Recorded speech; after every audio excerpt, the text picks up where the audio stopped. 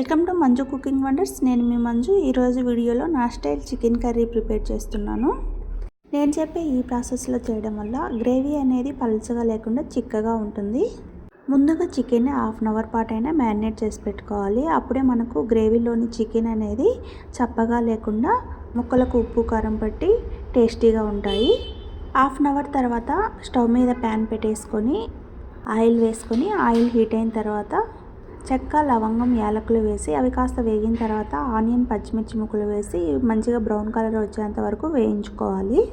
ఇందులోనే కొద్దిగా కరివేపాకు కూడా వేసి ఈ ఆనియన్ ముక్కల్ని మంచిగా బ్రౌన్ కలర్ వచ్చేంత వరకు వేయించుకున్నాక ఇందులో 1 స్పూన్ అల్లం వెల్లుల్లి పేస్ట్ వేసి పచ్చివాసన పోయేంత వరకు వేయించుకొని బాగా పండిన 3 టమాటాలను ఇలా ముక్కలుగా కట్ చేసి వేసుకొని మెత్తగా అయ్యేంత వరకు వేయించుకోండి.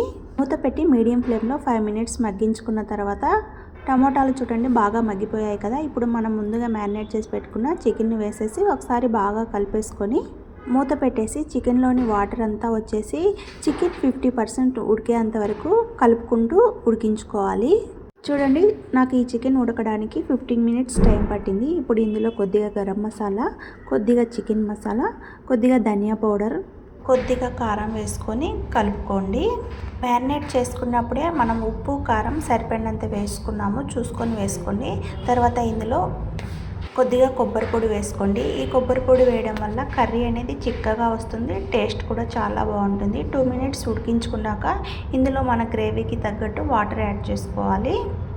చికెన్ ముక్కలు ఉడికేంత వరకు ఒక 10 మినిట్స్ ఉడికించుకున్నాక గ్రేవీ కూడా చూడండి మనకు చాలా చిక్కగా వచ్చింది కదా. ఇప్పుడు కొత్తిమీరని యాడ్ చేసుకొని స్టవ్ ఆఫ్ చేసుకుంటే చికెన్ కర్రీ రెడీ.